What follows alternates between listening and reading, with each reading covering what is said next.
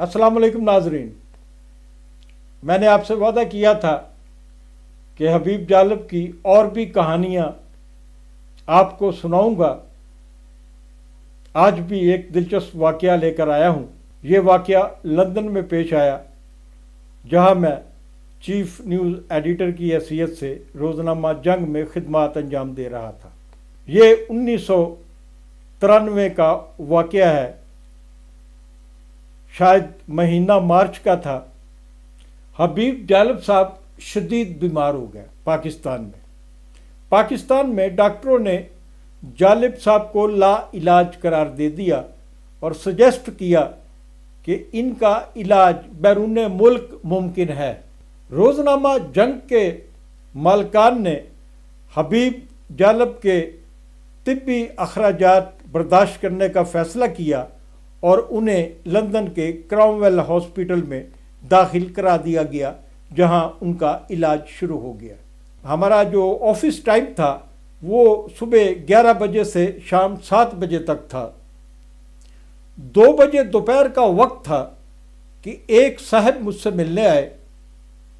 मैंने उन्हें बिठाया, चाय पिलाई, तो वो बताने लगे कि वो यहाँ एक पाकिस्तानी बैंक के चेयरमैन हैं और उन्हें पता चला कि खावर नईम हाशमी लंदन जंग में ट्रांसफ़र हुए हैं, तो मैं आपके पास आया हूँ कि हमारे लायक कोई खिदमत हो तो बताइए।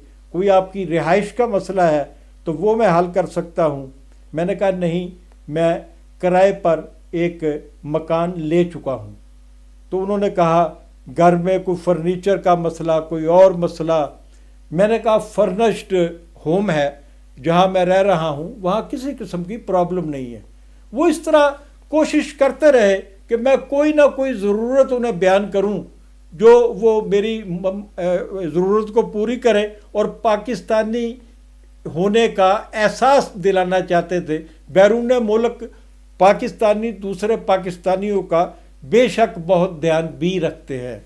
ये बात मैंने वहाँ नोट की। वहाँ नहीं, दूसरे ममालिक में भी, अमेरिका में भी, कनाडा में भी, मैं जिस मुल्क में भी गया हूँ, देखा है कि पाकिस्तानियों का ध्यान रखते हैं। तो हम आपस में बातें कर रहे थे, बैंक के चेयरमैन और मैं। अचानक फ़ोन की घंटी बजती है। मैं फ़ोन उठाता हूँ तो दूसरी तरफ से आवाज़ आती है, खावर नईम हाशमी। मैं कहता हूँ यस। फ़ोन करने वाले ने कहा कि मैं क्राउनवेल हॉस्पिटल से बोल रहा हूँ, यहाँ पर पाकिस्तान के हबीब जालिब साहब दाखिल हैं। उन्हें एक ऐसे बंदे की ज़रूरत है, हम समझते हैं, जो उनका ध्यान रख सके और उनके पास बैठ सके।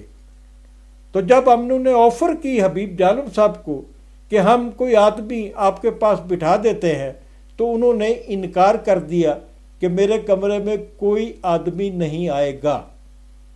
हाँ, अब उन्होंने हमें कहा है कि यहाँ पर खावर नईम हाशमी जंग अखबार में काम करता है, उसे कहें कि वो आके मुझे वक्त दे। 2 बजे का टाइम था जब ये फ़ोन आया, 2-2:30 बजे का। मुझे शाम 7 बजे छुट्टी होना थी और अभी टाइम बहुत था। मैंने उन साहब से कहा जो बैंक के चेयरमैन थे, पाकिस्तानी बैंक के। मैंने कहा जी, आपने मुझसे बहुत पूछा कि मैं आपको कोई खिदमत बताऊं, लीजिए आपके लिए खिदमत निकल ही आई। तो वो फरमाने लगे कि बताइए, मुझे बड़ी खुशी होगी मैं आपके किसी काम आ सकूं। मैंने कहा सर, क्राउनवेल हॉस्पिटल में हमारे शायर हबीब जालिब साहब दाखिल हैं। उन्हें इस वक्त किसी साथी की ज़रूरत है जो उन्हें वक्त दे सके। वो मुझे बुला रहे हैं, मैं शाम 7 बजे से पहले जा नहीं सकता। तो क्या आप शाम 7 बजे तक हबीब जालिब साहब के कमरे में उनके साथ गुफ्तगू कर सकते हैं या जाके बैठ सकते हैं? वो आदमी एकदम खड़ा हुआ। उसने कहा जी, आपका हुक्म की बजावरी के लिए मैं क्राउनवेल हॉस्पिटल जा रहा हूँ। शाम के 7 बजते हैं, मैं दफ्तर से निकलता हूँ, ट्यूब पर बैठता हूँ और ट्यूब मुझे क्राउनवेल हॉस्पिटल के करीब उतार देती है। मुझे पता चला कि जालिब साहब हॉस्पिटल की 3री मंजिल के बिल्कुल सामने वाले कमरे में मौजूद हैं। मैं सीढ़ियां चढ़ता हुआ तीसरी मंजिल तक पहुंचा तो मुझे जालिब साहब अपने बेड पर लेटे हुए नजर आ गए और साथ ही वो शख्स जिसे मैंने भेजा था, बैंक का चेयरमैन, उसने भी मुझे देखा और एहतरामन खड़ा हो गया। मैं यूं ही जालिब साहब के कमरे में कदम रखता हूं तो जालिब साहब उस बंदे को जिसे मैंने उनका ध्यान रखने के लिए भेजा था कह रहे थे, ओए ओए तू कड़ी मुड़ी उठ जाना, ओए भैन तेरी मां, तू बहता क्यों नहीं। जालिब साहब उसे गालियां निकाल रहे थे कि तुम मुझे डिस्टर्ब कर रहे हो। उस आदमी ने मेरी तरफ देखा, मैंने सर झुका लिया। वो आदमी हॉस्पिटल के जालिब साहब के कमरे से बाहर निकल गया। मैं जालिब साहब के पास बैठ गया। नाजरीन, हबीब जालिब साहब ने मेरे भेजे हुए उस शख्स को गालियों से क्यों नवाजा और वो उसकी आमद से नाखुश क्यों थे, ये मेरी गलती थी।